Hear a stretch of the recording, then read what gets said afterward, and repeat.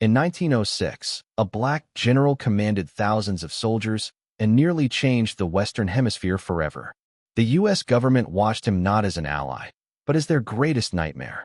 His name was erased from textbooks, his story buried. This is what they never wanted you to know. The year is 1865. The Civil War ends, but Reconstruction quickly crumbles. Jim Crow laws sweep the South. Black Americans who vote are murdered. Prosperous black communities are burned. The message is clear.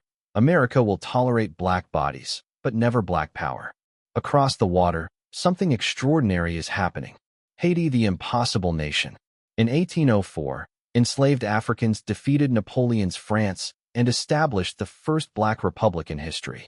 They proved black people could fight, win, and govern themselves. For that unforgivable sin, Haiti has been punished ever since. France forced Haiti to pay 150 million francs as compensation for freeing themselves, compensation for the loss of their own bodies as property, a debt so crushing Haiti would struggle under it for a century. European powers refused trade. The U.S. refused to recognize their independence for 60 years. Black sovereignty could not be allowed to succeed. But Haiti refused to die. In the early 1900s, a man emerged who embodied everything that made white supremacy tremble. General Diosthène Petrus Sam. Brilliant, educated in military strategy, fluent in multiple languages, possessing a tactical mind rivaling any European or American general. By 1906, he'd done the impossible, unified Haiti's fractured military into a genuine army. But he wasn't content defending Haiti's borders. He understood that power is about ideas. The idea of a strong, independent black nation with a formidable military was more dangerous than any weapon.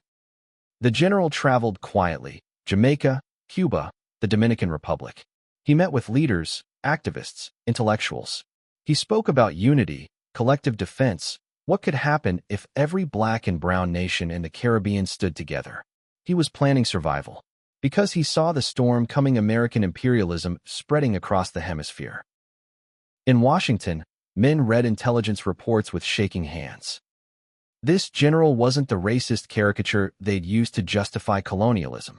He was methodical, strategic, charismatic. His soldiers were disciplined and loyal. His plans were sophisticated, and he was succeeding. President Theodore Roosevelt received briefings using words like threat and dangerous. But the real fear went unwritten. What happens when black Americans look south and see this general commanding respect, leading armies? What happens when they realize black military excellence has simply been systematically suppressed? The propaganda machine cranked into motion. American newspapers painted him as a tyrant while carefully avoiding his actual accomplishments. But private diplomatic cables told a different story, acknowledging his tactical brilliance and his soldiers' genuine loyalty. That made him more dangerous than any enemy army. The general was building a vision. He reached out to W.E.B. Du Bois and the Pan-African movement. He secured funding, negotiated for modern weapons, and planned something breathtaking: a unified Caribbean military coalition for mutual defense against colonial powers. If he succeeded, American control of the Caribbean would collapse overnight. The Monroe Doctrine would become meaningless. More than that, it would prove black and brown nations could organize, challenge white supremacy, and win. That could not be allowed. By 1915, under President Woodrow Wilson, who screened Birth of a Nation in the White House, U.S. Marines invaded Haiti.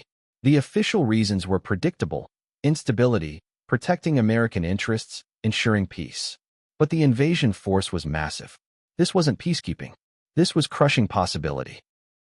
The general and his coalition network were hunted systematically, killed in battle, assassinated under unexplained circumstances, driven into exile.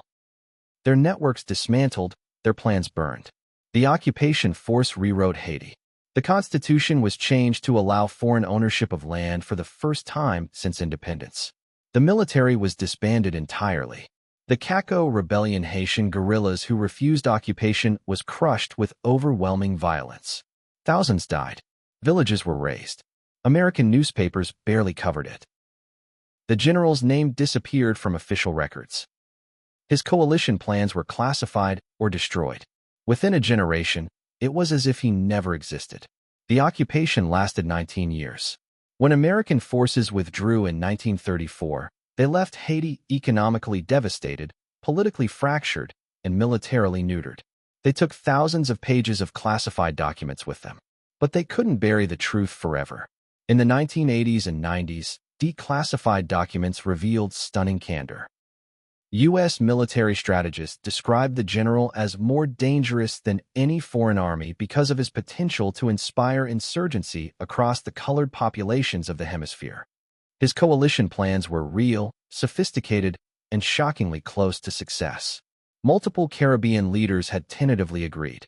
European arms dealers had agreed to sell weapons. The framework was nearly complete.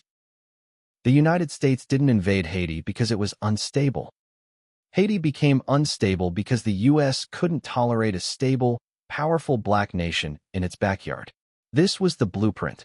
Grenada 1983, Panama 1989, countless covert operations. The pattern is clear: any black or brown leader who demonstrates competence and threatens American control becomes a target. Not because they're dangerous to American security, but because they're dangerous to American supremacy. The general wasn't erased because he failed. He was erased because he almost succeeded.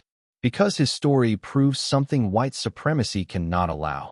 That black military genius, political sophistication, and sovereignty have always existed, just violently suppressed every time they emerged. Think about what you learned about Haiti in school. Probably poverty and instability. But were you taught about the occupation? About the coalition that almost was? About the general who terrified an empire? Of course not. History isn't just what happened. It's what they chose to let you remember. They chose to make you forget there were black leaders who built armies, forged alliances, and came within inches of reshaping the world. This general's name deserves to be spoken. His vision deserves to be understood. Not because he was perfect, but because he was possible. Because he proved black military excellence and political sophistication aren't aberrations, they're the norm, violently suppressed because they threaten a power structure built on the lie of racial hierarchy. The next time someone says Haiti can't govern itself, remember this story. Remember they tried. Remember they almost succeeded. And remember who made sure you'd never know their names. That's the real history. Now you know why they buried it.